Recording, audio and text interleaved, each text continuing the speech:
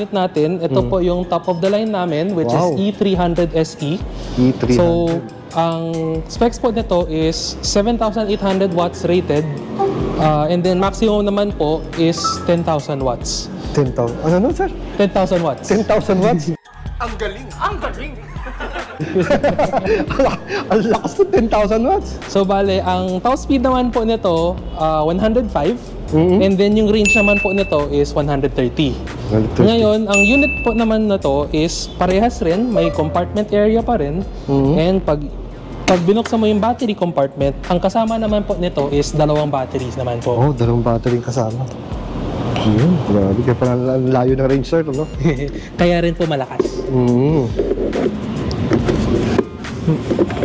Bale, yung unit naman po natin nito, hindi naman po siya kasama yung seat sensor kasi since nga po, naka-design po to for higher speed, so normally gusto i-enjoy ng tao.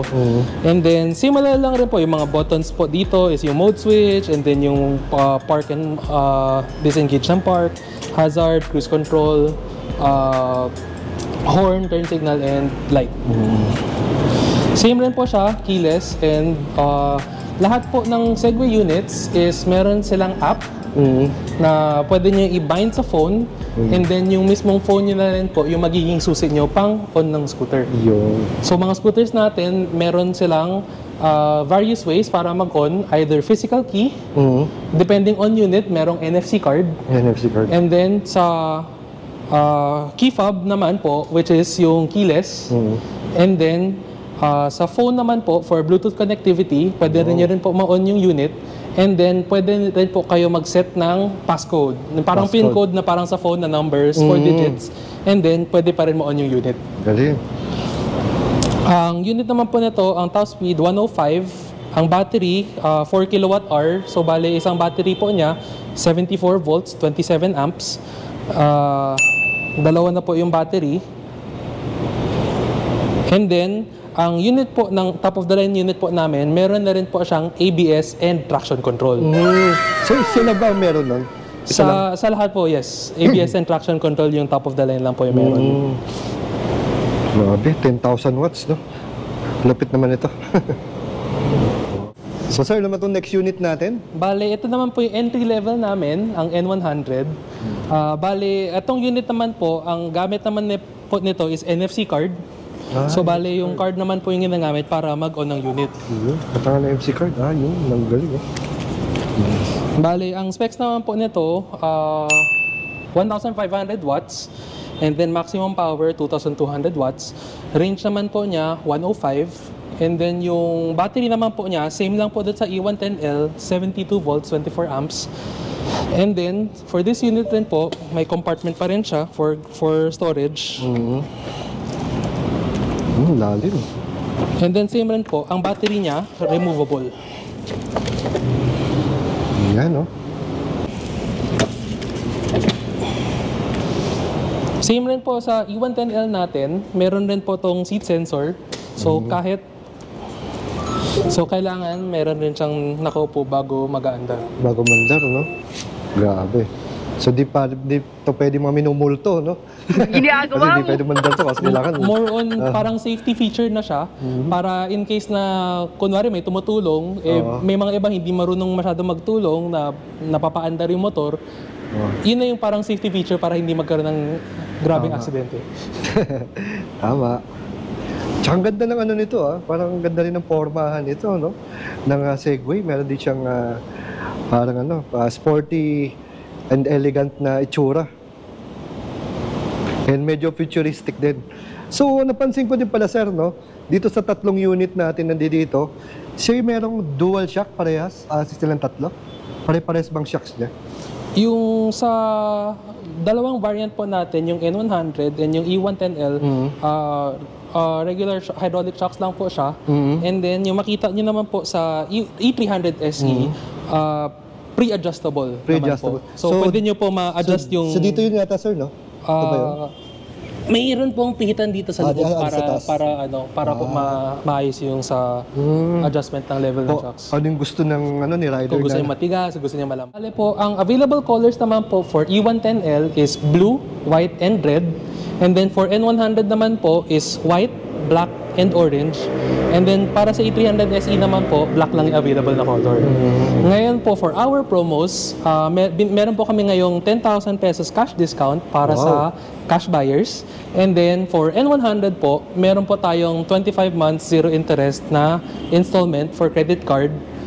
For E110L, 6 months. And then for E300 SE, 3 months.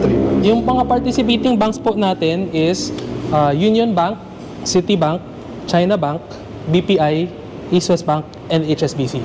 Oh, dami. Ang mga warranty naman po natin for the units, 2 years service warranty po, 2 years service warranty, and 2 years warranty naman po for the electronics and batteries. Ano ba pwedeng i-Waze or i-Google Map para madaling makita itong shop niyo, sir?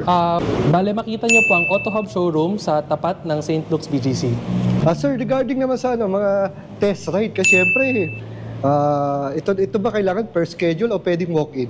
Sa ngayon po, medyo limited ang availability namin for demo, so kailangan po for scheduling ang mga test rides. So ilalagay na lang natin sa ilalim yung contact number or saan sila pwedeng kumontak sa inyo, sir. Yes po. Yan. So yun, sir, maraming salamat sa pagpapaunlak mo sa ating mga kachilaks. Ayun, meron na naman tayo another option, isang L3 category na e-motorcycle. So again, sir, sana makabalik ulit tayo dito. Pero sa susunod natin pagbabalik ay iti-test ride natin itong tatlong to. Yan, kasi medyo ginabi na ako dito. Buti na lang, pinayagan ni sir na may vlog itong tatlong unit nila. Again, sir, thank you very much, Sige sir. po, sir. Thank you. Natin dito sa dito sa E300 SE. Yan, kita mo may emblem siya dito ng performance and kita mo yung mga decal sticker siya dito. Para hindi lang siya pure black, meron din siyang mga stripes ng yellow dito, tsaka ito, pati yung kanyang shocks dito, meron ding kulay para magbigay ng buhay sa para mas maporma siyang tingnan, di ba? Hindi mo nakalagay dito. Ayun. Ano ba ito? 25 years, launch edition. Ayan. So ito yung pinaka high-end nila ng Segway, ang E300 SE. So ito yung mga parang pinakamatulin, umabot ng 100 plus kph, diba? And medyo kakaiba ang kanyang saddle compared dun sa iba. Kakaiba saddle nito. Ayan. Ganda, quality. Then dito, yung pinaka rear handlebar niya ay nakabalot ng color black. Hindi ka ito iba stainless, diba? Then ganun din yung kanyang so kanyang side mirror ay yan, parang color black na rin, so sinama sa accent ng body color niya. Then ang kanyang footboard dito ay malapad din, then medyo halos pare-parehas din yung itsura. Then dito yung pinaka charging port niya, ayan, dito located charging port. As usual, merong sabitan, may hook, and meron tayong bulsa. Ganda, Segway. Ito naman yung pinaka-entry level nila, ang Segway N100. Ito color white. Ito naman ay medyo magaan compared do sa dalawa. At sinasabi nila na ito yung mas mga beginner friendly dahil magaan, medyo mas madaling dalhin. Pero syempre sa mga malalaki at matatangkad at mabibilis papatakbo, syempre pag hindi mabigat magaan, medyo pagkahinangin, medyo magalaw. So mas gusto na iba ng mas mabigat tulad ng E110L at saka itong pangmalakasan na E300 SE. Pero still, ang ganda rin na itsura nito. Ito yung pinaka-ilaw niya.